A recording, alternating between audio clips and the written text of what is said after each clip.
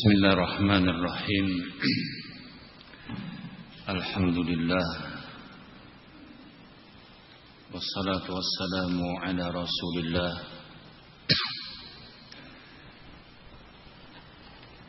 wa ala alihi wa sahbihi wa man wala. Asyhadu an la ilaha illallah wahdahu la syarika lah. وأشهد أن محمدا عبده ورسوله صلى الله عليه وعلى آله وسلم تسليما كثيرا أما بعد أحبتي في الله أخوة الكرام رحمني ورحمكم الله.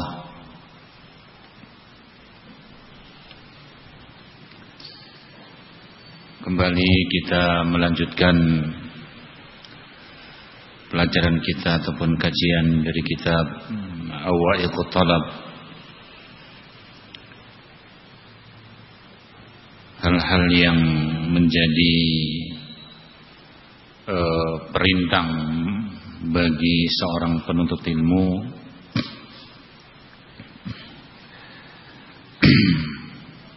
karya Fadilatul Syekh Abdul Salam bin Barjas rahimahullah, kembali mengingatkan bahwa kitab ini termasuk salah satu kitab yang mustaqil, pembahasan menyendiri, tidak diselipkan di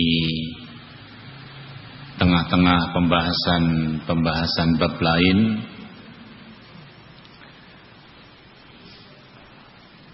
dalam rangka untuk mengingatkan hal-hal yang tidak semestinya seorang lakukan. Dengan kata lain, perkara-perkara yang harus dihindari supaya hal-hal yang negatif ini menjadi perhatian dan sebagaimana dikatakan bahwa asyai'u yu'rafu bidhiddih, sesuatu itu kadang-kadang kita baru menyadari pentingnya sesuatu itu, baru kita mengetahui tentang baik, bagus, bermanfaat kala kita mengetahui lawannya, hal yang bertolak belakang dari perkara-perkara yang kita ketahui. Masih pada Al-A'iq Al-Khamis, perintah yang ke-5, Adam At-Tadarruj fil ilm. Hal-hal yang harus dihindari bagi seorang pelajar siapapun, baik yang baru memulai atau yang sudah berjalan di pertengahan jalan, atau bahkan kalau istilahnya orang itu sudah terjun di dunia dakwah, dia mengajar, dia berceramah ataupun memberikan muhadharah di tempat-tempat umum, karena tidak ada istilah dalam belajar itu istirahat. Seorang setinggi pencapaian ilmu yang dipelajari, ya tetap namanya belajar itu tidak berhenti. begitu yang diibaratkan minal mahdi ilal lahad, dari mulai ayunan sampai ke liang lahat. Tidak ada yang namanya ilmu itu seorang mengatakan saya sudah menguasai semuanya. Di antara aid, hal yang menjadi perintang adalah tidak bertahap atau seorang tidak berurutan, tidak menempuh tahapan-tahapan fase yang berurutan seperti tangga. Itu kan kalau kita naik mau ke lantai 2, 3 mesti kan ibaratnya kalau manual ada anak tangga satu, kita naiki, kita tapakkan kaki kita sudah posisinya kokoh, baru kita melompat yang kedua kokoh, naik yang ketiga, terus begitu. Akan menjadi peluang besar seorang jatuh, ibaratnya dia akan terpelanting,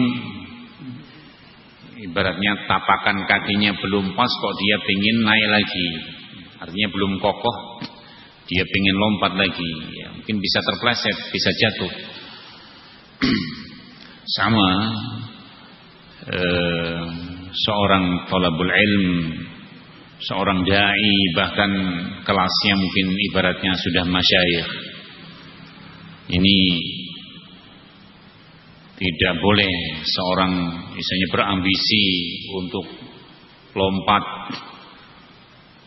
menempati kedudukan-kedudukan yang tinggi yang dicapai oleh para ulama, yang mereka dengan susah payah melewati fase-fase dan menghadapi berbagai macam rintangan, kok ini pengennya enak-enak saja gitu tanpa berisiko, ya nggak mungkin. Dan seperti yang telah disampaikan, tidak ada seorang ulama yang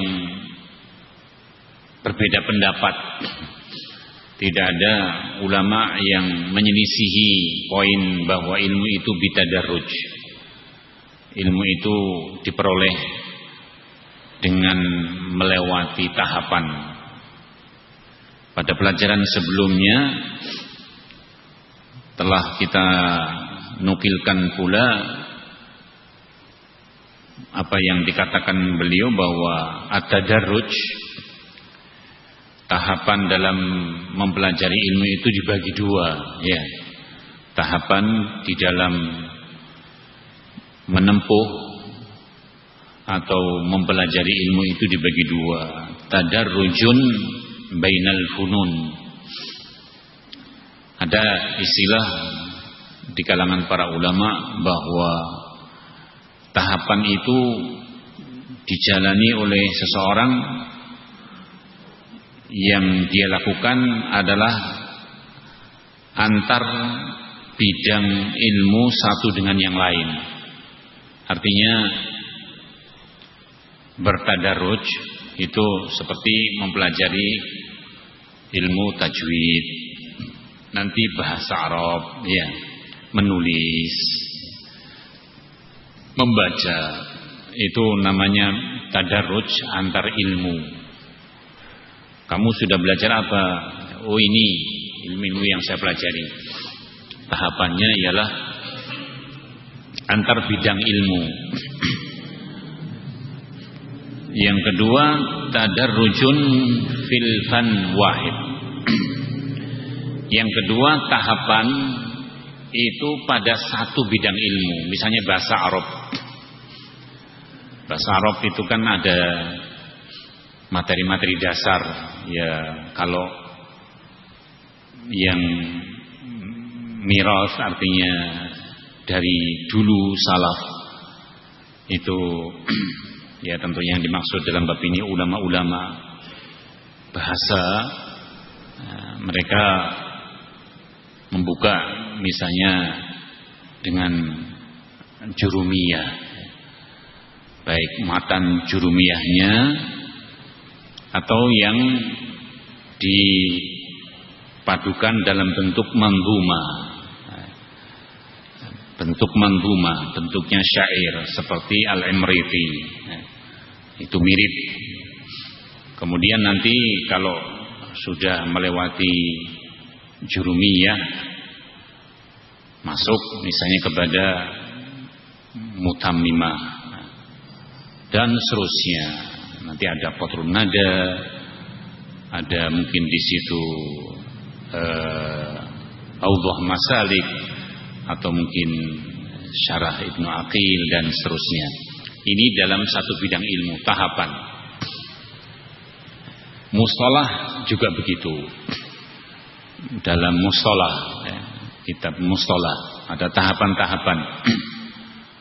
Tidak langsung misalnya saya langsung sajalah pengen mengkhatamkan Alfiyah Al-Iraqi misalnya. Ya, kamu aja belum belajar misalnya Baiquniyah atau mungkin mustalah hadis yang sekarang mungkin lebih mudah dikemas, karya Syekh Muhammad bin Shalih Al-Utsaimin, yang beliau bagi dua bab karena beliau mengajar di kelas Tsanawi, ya, setingkat SMA, kelas menengah.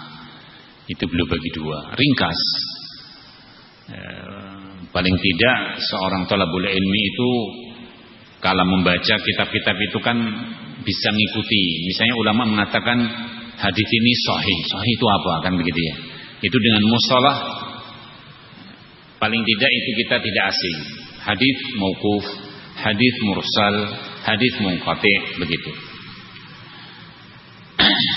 Adapun nanti pembicaraan para ulama seperti Ibn Ma'in atau Sa'id Al-Qattan, atau mungkin di situ barakallahu fikum Imam Ahmad, Bukhari di dalam kitab-kitab Ilal, Imam Daruqutni membaca ini demikian ya, terus bertahap di kitab-kitab yang berikutnya. Itu yang disebut dengan tadarrujun fil fan wahid. Dalam Quran pun begitu. Dalam Quran pun demikian. Baca misalnya, apalagi yang ingin dapat sanad misalnya, ya dimungkinkan dulu hafalannya, dikokohkan dulu hafalannya, dibulak-balik, mundur maju. Paling tidak kalau dulu ya, kita itu diajari menghafalkan gambaran mushaf, pojok atas kanan, pojok bawah sebelah kiri lembar kanan, terus begitu. Jadi ketika menghafal itu, oh ini kok saya kelewatan, harusnya habis sudut ini demikian. Ini kadang orang kemungkinannya buka mushaf, ini kalau saya buka lembaran begini berarti lembar bagian kanan. Sehingga kadang orang mungkin membaca baik murojaah ketika sholat atau mengimami itu, oh saya baru dapat misalnya 1 halaman atau 1 halaman 2 halaman, kan begitu. Dengan begitu menjaga misalnya kemungkinan. Habis itu mungkin masuk misalnya mempelajari qiraah yang standar, misalnya Hafs an Asim, jadi qiraatu Hafs ya. Itu ya dimungkinkan, jangan terus mencoba-coba nanti ke misalnya Qalun, ke Warsh dan yang lainnya, atau qiraatu Hamzah, Kasai dan yang lain. Artinya dimungkinkan dulu, karena kalau sampai seperti itu nanti harus hafal rosmnya. Kalau sampai seorang mungkin menekuni misalnya qiraatus sab'ah atau riwayat asyr dan seterusnya, itu kemungkinannya bukan lagi kepada penghafalan tapi rosmnya. ini tulisannya nanti diakhiri dengan alif apa tidak, sehingga tidak bisa sembarang dibaca misalnya dengan wadduhi, nanti di semua kan nggak boleh. Nah, jadi itu nanti harus sesuai dengan rosemnya. Ini alifnya alif asli atau dia alif bantu, kan begitu ya. Al-muhim barakallahu fikum, itu namanya tadarruj dalam sebuah fan. Tadarruj dalam sebuah fan. Baik. Kita lanjutkan. Qala rahimahullah wa qala Abu Umar Ibn Abdul Bar. Qala Abu Umar Ibn Abdul Bar rahimahullah ta'ala di dalam kitabnya atau dalam nukilan yaitu As-Siyar, qala talabul ilmi darajatun, menuntut ilmu itu darajat, ada derajat-derajatnya. Qala wa manaqilun, ada jenjang-jenjangnya. Kamu sudah masuk jenjang apa, kan begitu ya. Kamu sudah masuk jenjang apa? Jenjang apa bahasanya? Ada MI, ada MTS, ada Ulia. Kamu jenjang apa, kan begitu? Jenjang. Warutabun. Ada urutan. Urutannya dari mana ini? Sesuai dengan urutannya. Ada di situ tingkatan, ada jenjang, ada rutab. La yambaghi ta'addiha.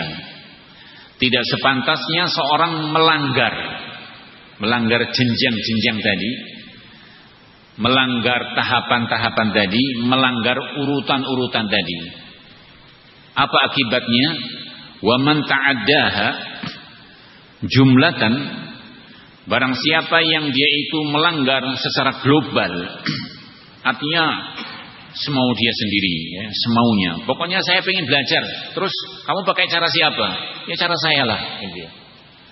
Atau bahkan dia membanggakan diri, saya punya metode belajar bahasa Arab 1 kali 24 jam. Saya punya metode misalnya belajar bahasa Arab 1 kali 24 jam. Saya punya metode mempelajari tafsir 1 bulan misalnya 30 kali 24 jam. Saya punya metode mempelajari mustalah misalnya 7 kali 24 jam. Artinya 1 pekan pertemuan itu bisa jadi muhadits misalnya. Nah, metodenya siapa, kan begitu ya. Nah, ini dikatakan siapa yang melanggarnya itu global, jumlatan, artinya dia tabrak, dia tidak pakai aturan, secara jumlah dia langgar, faqad ta'adda sabilas salaf, maka dia melanggar jalannya para ulama salaf. Faqad ta'adda sabilas salaf rahimahumullah. Dulu ya, mungkin kayak Jabir ingin memastikan sebuah hadis yang dari sahabat fulani, dipastikan bahwa yang waktu itu ada bersama Rasul fulan, itu sampai mereka siapkan kendaraan, beli kendaraan, disiapkan perjalanan 1 bulan dari Madinah menuju ke Syam, hanya untuk memastikan tentang sisi keautentikan, keabsahan suatu riwayat. Jadi tidak terburu-buru mereka. Ya, dikisahkan juga oleh para sahabat, tidaklah sebuah ayat itu mereka lewati kecuali mereka sudah mengulang-ulang dan penuh dengan kemungkinan. Begitu. Dan tidak ada ceritanya orang misalnya dalam 1 hari 1 malam lembur terus tiba-tiba dia diorbitkan jadi alim besar, tidak ada. Meskipun di zaman sekarang kan ada 3-in-1 ya. Tahu 3-in-1? Mie instan ya. Jadi dai-dai juga di instan ya. Dikorbit gini-gini nanti terus yang penting bisa ngomong, hafalannya kuat, suruh ngafal gini. Tidak, bukan semata-mata itu. Kalau dia akan ditampilkan sebagai misalnya apalagi mufti. Makanya kalau syabab ya sekarang mungkin banyak ya, mungkin cerita-cerita ada nama seorang ya, Mujahid Makki masih kecil. Itu diputar-putar ayat, kemudian disuruh menghafalkan hadis, kutubus sittah, Sulati ini kan penghafalan hadis dengan menyebut nama rawi, sulatiyat. Jadi dari mulai misalnya tabi'in, tabi'ut tabi'in, kemudian sahabat disebut an fulan an Rasulullah sallallahu alaihi wasallam. Semua hadis. Ya, mungkin tingkat hafalan ada pada sebagian anak. Tapi kan terus tidak dijadikan sebagai apa? Oh dia alim, dia mufti, tidak. Ya anak-anak digali, dimotivasi, ditampilkan. Tapi bukan kemudian terus yang hafal ribuan hadis, oh dia pantas jadi dai cilik, kemana-mana diundang, suruh ceramah. Dia memang apa istilahnya umat itu permasalahannya hanya sekedar disuruh apa ya, dengarkan dongeng, membuat orang terkagum-kagum, kan bukan itu, butuh bimbingan. Butuh bimbingan. Qala wa man ta'adda sabilahum amidan, barang siapa yang mereka itu melanggar jalan yang mereka tempuh sengaja, artinya menyengaja, saya enggak mau ikut jalannya salaf, itu kuno, itu apa ya istilahnya tertinggal. Saya ingin inovasi, saya ingin hal-hal yang membuat tertarik.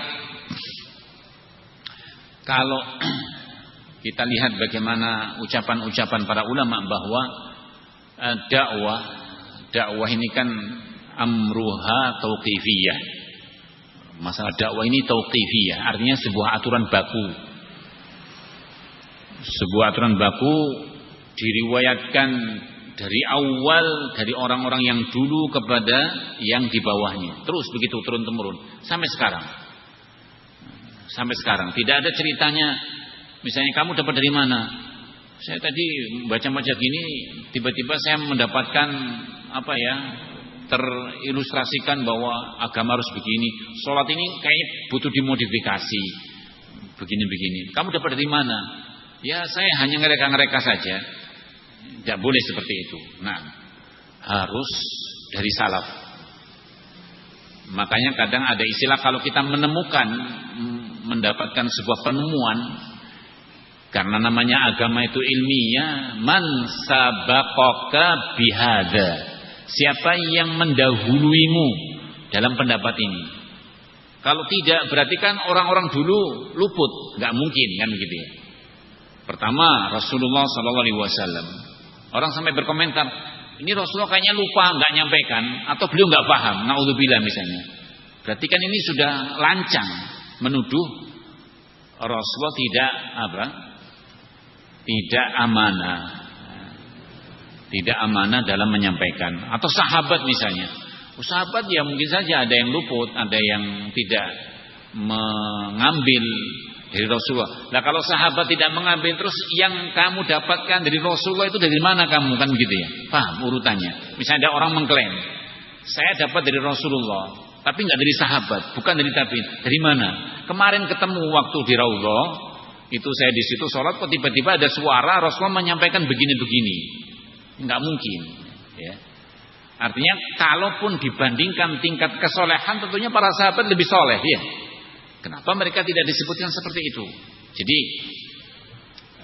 mungkin kalau kita dengarkan cerita-cerita kan karena sering kemarin Pak Yai itu umroh kemudian sholat di Raudhah, tiba-tiba dapat pesan dari Rasulullah SAW bahwa begini-begini.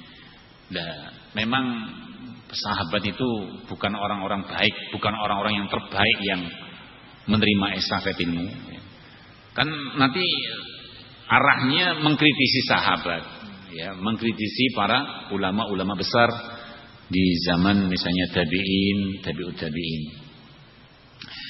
Kita kembali, wa man ta'adda sabilahum amidan, siapa yang sengaja, menyengaja yaitu melanggar jalan yang mereka tempuh, dhalla, dia akan sesat. Oh, kamu kok nyesat-nyesatkan saya kan? Lah memang agama itu harus dari sahabat apa jalurnya? Justru itu. Perhatikan. Kalau sampai orang mengatakan, "Loh, memang agama itu jalurnya harus dari sahabat." Memang agama itu jalurnya harus dari murid-muridnya sahabat. Ini sudah tidak perlu didengarkan orang yang semacam ini. Ya jelas sesat dia. Karena tidak mungkin penemuan dalam agama ini yang tidak ditemukan di masa Rasulullah, kemudian diestafetkan kepada sahabat, kemudian tabi'in, tabi'ut tabi'in. Tidak mungkin. Baik. Oh, ini hal yang baru. Kami agama ini kan riset ya. Ya betul, namanya riset itu kan mempelajari. Mempelajari dari mana coba? Misalnya Quran, tafsir. Ya. Makanya seperti Ibnu Katsir, kan ada riwayat Ibnu Katsir. Beliau sendiri juga ahli qiraah. Ya, karena dalam penterjemahan di dalam memaknai tafsir itu kadang-kadang barakallahu fikum seorang didukung dengan ilmu qiraah. Yang dengan ini diartikan apa? Dengan ini dibahasakan apa? Paham? Baik. Sehingga tidak semudah segampang yang wah saya sudah menyelesaikan kitab ini kitab itu, kok sampai sengaja melanggar jalan yang ditempuh oleh para ulama salaf, dia akan sesat. Wa man ta'addahu mujtahidan zalla. Jadi kalau sengaja nabrak, sengaja melanggar, dia sesat. Tapi kalau sengaja dia di dalam melanggar karena ijtihadiyah mujtahidan, dia akan tergelincir. Tadi tahapan-tahapan tadi, misalnya dia berijtihad, dia akan tergelincir, nggak mungkin dia akan sampai kepada tujuan. Makanya ada bahasa banyak orang-orang yang tergelincir. Banyak orang-orang yang mereka itu tergelincir dari jalan kebenaran. Qala fa awwalul ilmi, maka ilmu itu pertama kali ialah hifdzu kitabillahi jalla wa azz. Jadi barang siapa yang memahami bahwa tahapan ilmu itu pertama ialah dengan hifdzu kitabillah, menghafal semampunya seorang terhadap Al-Qur'anul Karim atau menjaga Al-Qur'an, jangan dikesampingkan. Jangan mengatakan bahwa saya malas cari rujukan itu dari Quran. Mendingan omongan-omongan orang-orang yang itu loh, yang sudah sukses di dunia bisnisnya, di dunia apa misalnya kerja dia. Saya kalau dengar Quran kok nggak selera, naudzubillah ya. Makanya barakallahu fikum, Quran itu ketika kita membaca, dibaca berulang-ulang itu kan tidak ada yang namanya bosan. Ada orang yang mungkin bosan baca Al-Fatihah, kan nggak ada.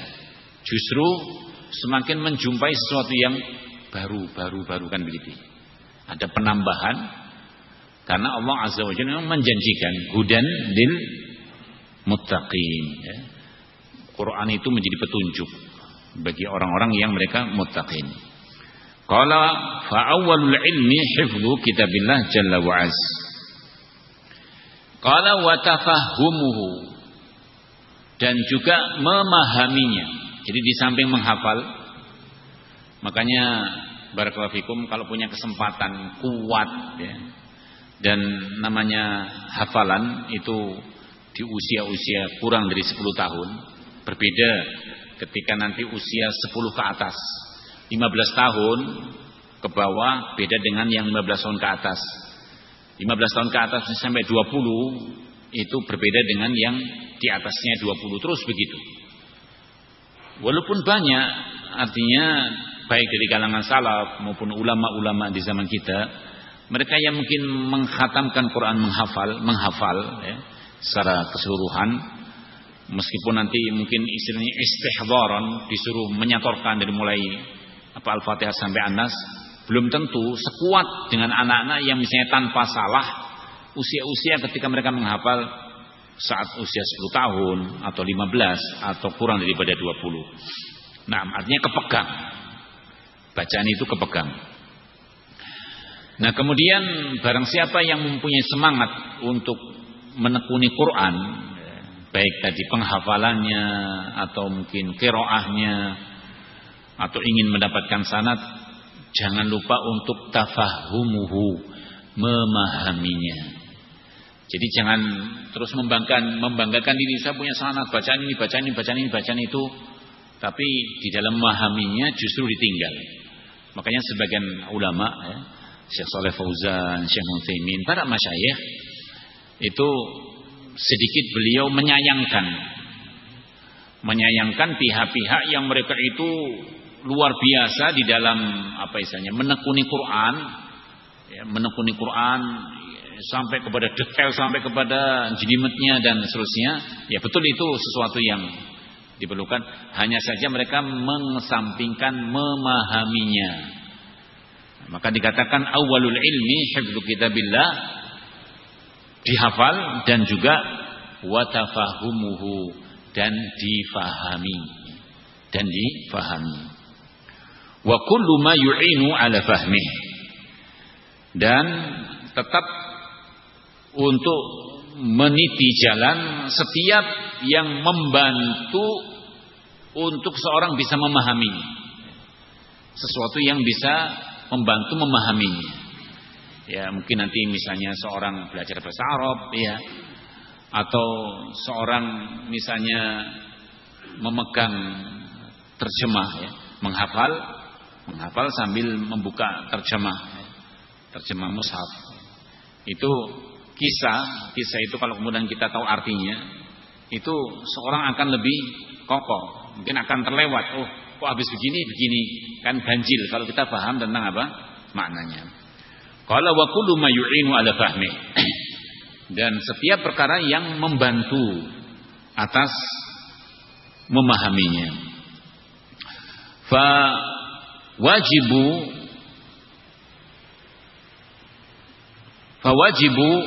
talabih, maka wajib untuk mempelajarinya. Jadi setiap apa saja yang di situ membantu, ya, contohnya tadi seperti bahasa Arab, wajib bagi dia untuk mempelajarinya. Wala aqul, dan Syekh Abdus Salam bin Barjas rahimahullah mengatakan, aku tidak mengatakan inna hifdhahu kullahu fardun. Aku tidak mengatakan, yaitu mengharuskan bahwa menghafal semua 114 surat atau 30 juz itu menjadi keharusan bagi siapapun. Walakin aqul, tetapi aku katakan, inna dzalika wajibun lazimun ala man ahabba ayyakuna aliman.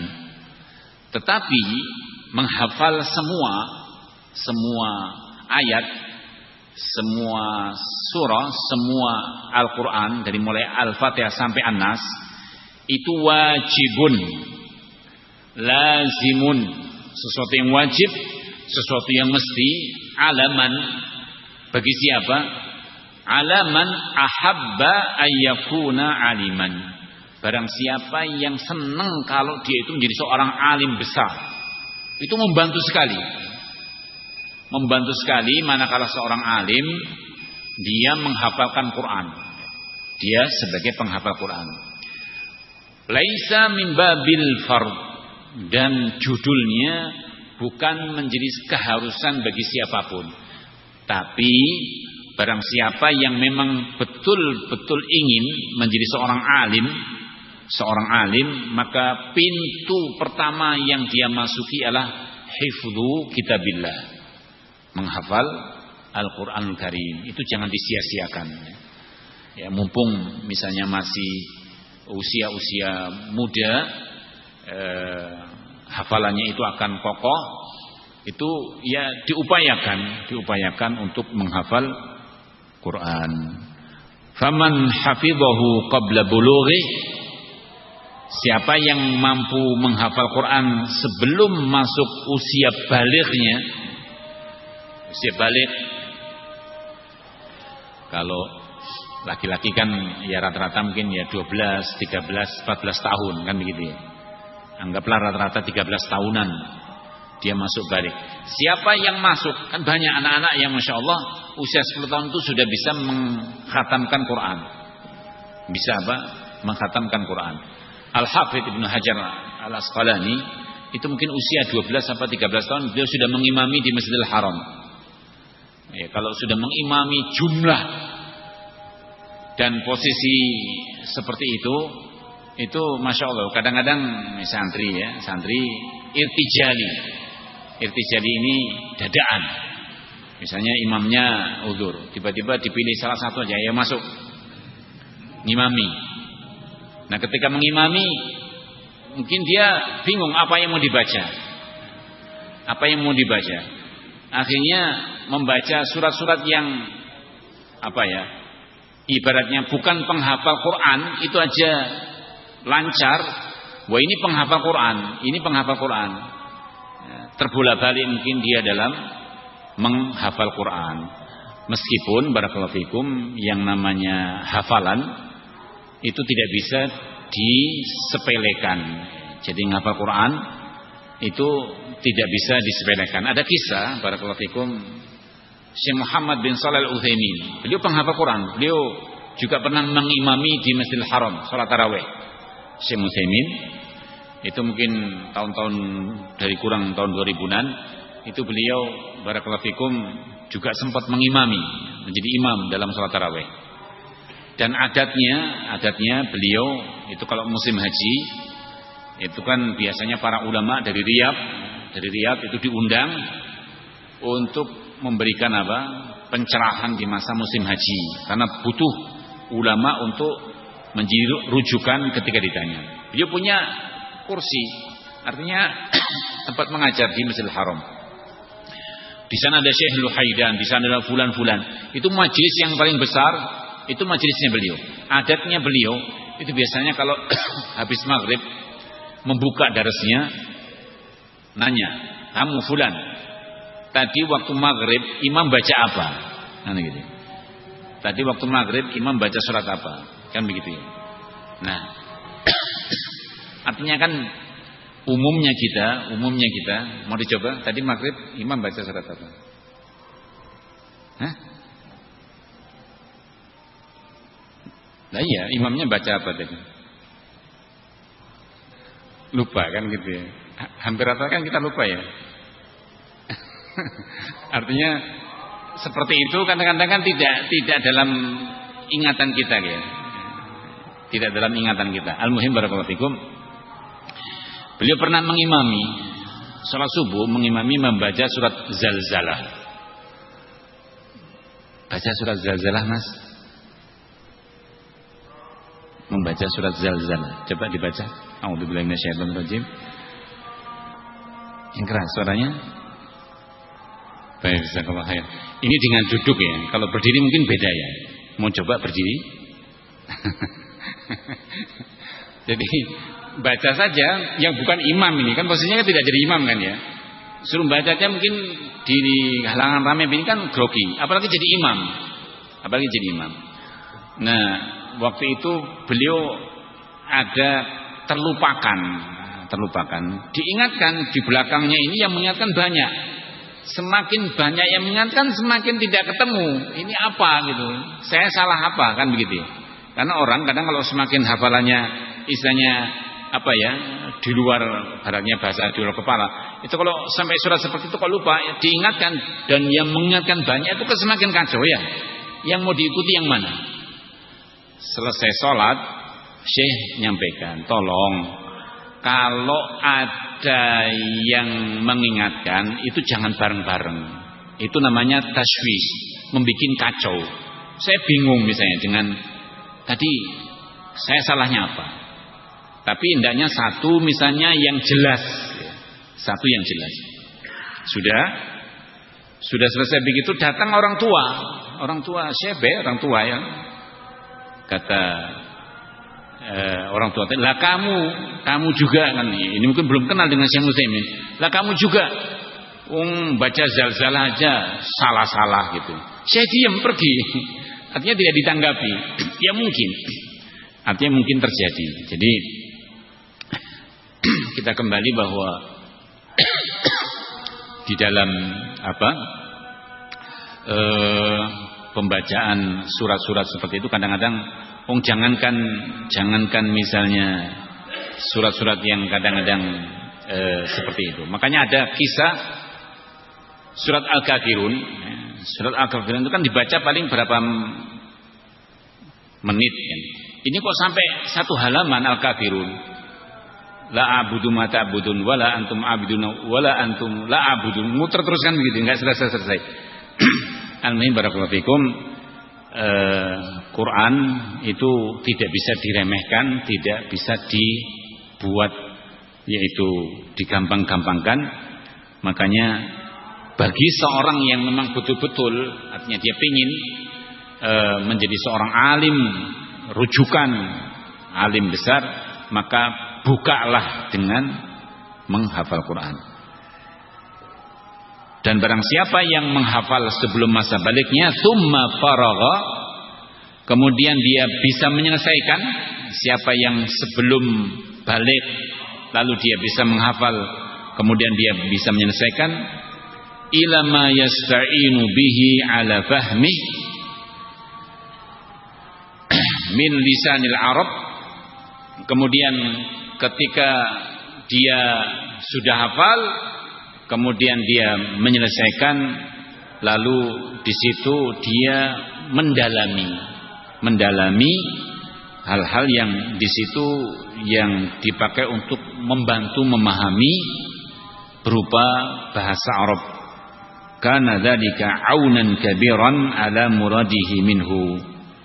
Sehingga bahasa Arab yang dia pelajari tadi akan membantu cukup besar ya. Membantu cukup besar ala muradihi minhu, atas maksud yang terkandung dalam Quran. Wa min sunani Rasulillah sallallahu alaihi wasallam, dan juga dari hadis-hadis Rasulullah sallallahu alaihi wasallam. Baik, thumma qala al-muallif rahimahullah faman hafidhahu qabla bulughihi thumma faragha ila ma yasta'inu bihi ala fahmihi min lisanil Arab, maka barang siapa yang mampu menghafal Quran sebelum dia mencapai usia baligh, lalu dia bisa menyelesaikan apa yang bisa menjadi alat bantu untuk memahami seperti bahasa Arab, kana lahu dzalika aunan kabiran ala muradihi minhu, maka langkah yang dia tempuh tadi menjadi aunan, sesuatu yang membantu dia, yang kabiran dan punya andil besar, ala muradihi minhu, untuk memahami sesuai dengan yang dimaksud. Karena Quran itu untuk memahami sesuai yang dimaksud itu tidak mudah. Tentunya sesuai yang dimaksud ala muradillah wa muradi rasulih. Jadi memahami Quran sesuai yang dimaksud, ya sesuai yang dimaksud dengan Al-Quran berarti karena itu kalamullah, sesuai apa yang Allah kehendaki dan juga yang dikehendaki Rasulullah. Wa min sunani Rasulillahi sallallahu alaihi wasallam, dan juga barakallahu fikum termasuk di situ seorang akan bisa memahami tentang hadis Rasulullah sallallahu alaihi wasallam. Tsumma yanzur, kemudian langkah berikutnya ialah dia melihat fi nasikhil Quran wa mansukhihi wa ahkamih, mana yang disebut dengan Quran ayat yang menghapus atau yang dihapus, serta hukum-hukum yang ada di situ. Hukum-hukum yang ada di situ. Wa yaqifu ala ikhtilafil ulama, lalu dia memahami atas apa yang terjadi pada para ulama tentang perselisihan pendapat yang ada pada mereka, wattifaqihim fi dzalik, dan apa yang menjadi kesepakatan mereka, mana yang mereka berselisih, mana yang mereka sepakat. Wa huwa amrun qaribun. Dan hal itu merupakan perkara yang dekat, artinya perkara yang seorang bisa melakukan, ada man qarrabahu Allahu alaihi, bagi orang yang memang Allah mudahkan, bagi orang yang Allah dekatkan. Tsumma yanzur fi sunan, ya. Setelah selesai menekuni Quran, memahami Quran, dia beranjak menuju kepada hadis-hadis Nabi. Yanzur fi sunan al-ma'thurah al-thabitah. Lalu hendaknya dia memasuki untuk membaca, menelaah hadis-hadis Nabi yang menjadi peninggalan beliau yang sahih. An Rasulillah SAW, hadis-hadis peninggalan Nabi yang sahih dari Rasulullah SAW. Fabiha yasilu talibu ila muradillah jalla wa as fi kitabih. Yang dengan sunnah-sunnah tadi, seorang talibul ilmi, seorang penuntut ilmu akan sampai kepada apa yang diinginkan Allah dalam kitabnya. Ya, di antara hal yang seorang menjadikan salah satu alat bantu untuk memahami Quran, hadis, ya. Karena tanpa hadis orang mungkin akan menjadi kelompok Qur'aniyun, orang-orang yang mereka sekte dalam Islam yang dijuluki dengan Quran. Pokoknya saya Quran saja, tidak melirik kepada hadis. Padahal berapa banyak ayat-ayat yang sifatnya umum, sifatnya mutlak, itu dijabarkan ada pada hadis, dijabarkan pada hadis global, dijabarkan pada. Contohnya masalah sholat, ada ayat yang menerangkan rincian dari mulai takbiratul ihram sampai salam, kan tidak ada. Di mana itu? Di dalam hadis Nabi sallallahu alaihi wasallam. Sehingga seorang ketika masuk kepada ilmu hadis, hadis tadi ialah dengan hadis seorang talibul ilmi bisa sampai kepada muradillahi jalla wa as fi kitabih. Bisa menghantarkan seorang sampai kepada apa yang diinginkan oleh Allah dalam Quran. Wahia, dan hadis itu sendiri yaitu sunnah. Wahia di sini kembali kepada sunan tadi. Taftahu lahu ahkamal Quran fathan, akan membukakan bagi yang mempelajari Quran, hadis itu bagi yang mempelajari Quran akan dibukakan sekian banyak ilmu yang ada pada Al-Quran Karim, yaitu dengan hadis Nabi sallallahu alaihi wasallam. Wa fi siyari Rasulillah sallallahu, dan di dalam sejarah siyar, itu sirah, perjalanan hidup beliau, tanbihun ala katsir minan nasikh wal mansukh fi sunan. Jadi pada perjalanan hidup beliau, ya, dari mulai beliau membawa Islam sampai kepada wafatnya, kehidupan beliau, di dalam sejarah kehidupan beliau itu ada tanbih, ada peringatan, ada kathirin, pada banyak perkara yang minan nasikh wal mansukh fi sunan. Jadi urusan mana yang nasikh, mana mansukh, itu banyak dijumpai ketika seorang mempelajari hadis-hadis Nabi sallallahu alaihi wasallam. Wa man talaba sunana, barang siapa yang mempelajari sunnah-sunnah Nabi, falyakun mi'walahu, maka hendaknya yang dia jadikan pegangan, hendaknya pegangan yang dia betul-betul jadikan pegangan, ala haditsil a'immatis thiqatil huffaz, yang dia jadikan pegangan ialah pembicaraan para a'immah yang terpercaya, yang menjadi para penghafal. Jangan nukil, jangan mempercayai ucapan orang-orang yang nggak jelas. Kalau orang ingin mempelajari hadis, maka pegangan dia ialah a'immah hadis, a'immah yang mereka thiqat yang dipercaya, para hufaz. Wa mimma yusta'anu bihi ala fahmil hadis, dan di antara perkara yang bisa dijadikan untuk membantu seorang, menolong seorang untuk memahami hadis, al ilmu bilisanil Arab, ilmu bahasa Arab, wa mawaqi'i kalamiha, wa mawaqi' kalamiha, dan kedudukan pembicaraan-pembicaraan yang ada dalam bahasa Arab. Contohnya apa?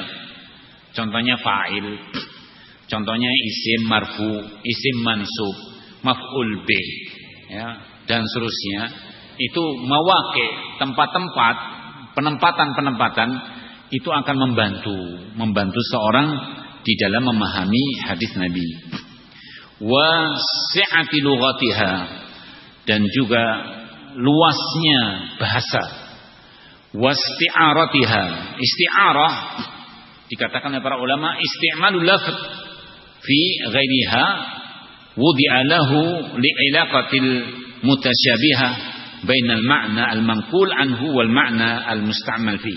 Isti'arah itu kalau diistilahkan kata pinjaman, yaitu sebuah penggunaan lafaz yang ditempatkan bukan pada tempatnya, karena ada hubungan yang serupa antara makna yang dinukil dengan makna yang dipakai. Tentunya barakallahu fikum dengan diiringi adanya qarina, dengan adanya apa? Qarina, yaitu faktor yang menghendaki bahwa ini bukan dikehendaki kepada makna apa? Aslinya. Walaupun Ahlussunnah itu memperjalankan makna-makna yang ada sesuai dengan zahirnya. Sesuai dengan apa?